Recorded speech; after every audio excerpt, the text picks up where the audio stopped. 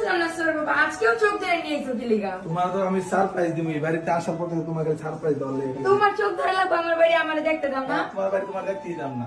খোলো না রে ভাই। না বলতাম না, শোনো আমি কি করি। কেমন লাগে? আজকে তোমার এমন একটা জিনিস দেখাবো যেটা দেখলে তুমি একদম খুশিতে তোমার মন ভরে যাবে। কি এমন জিনিস? তোমার শখ ছিল না, এটা আমি বাইরে দেখেছি, বাইরে যখন আমি ছিলাম বিদেশ ওই সময় দেখে আসছি, তো এটা আমার শখ ছিল, জানি এই জিনিসটা। আচ্ছা খোলো, আমি দেখি। তুমি চোখ কি চোখ ধরে দেখানো লাগে? যদি শোনো, সামনে তোমার এই যে অক্টোবর 10 তারিখে আমার বার্থডে আসতেছে। বলে দিলা কেন? হ্যাঁ না থাক, বইলা দিই, সবাই আমাদের ভালো আচ্ছা। জানবো না। এখন তোমার এই জিনিসটা জানি, আমি গিফটটা জানি, তোমার এত সুন্দর একটা জিনিস তোমার জন্য আমি নিয়ে আসছি, এটা তুমি খুশি হবে না? আমি খুশি তো মই, কিন্তু এই গিফটটা কি?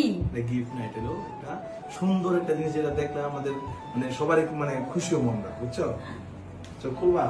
আরে দেখাও না, আমার চোখ ব্যথা করতেছে। শোনো, এখানে একটা না দুইটা জিনিস আছে, বুঝছো? হ্যাঁ। এই যে চোখ খুলাম, দেখো। এইটা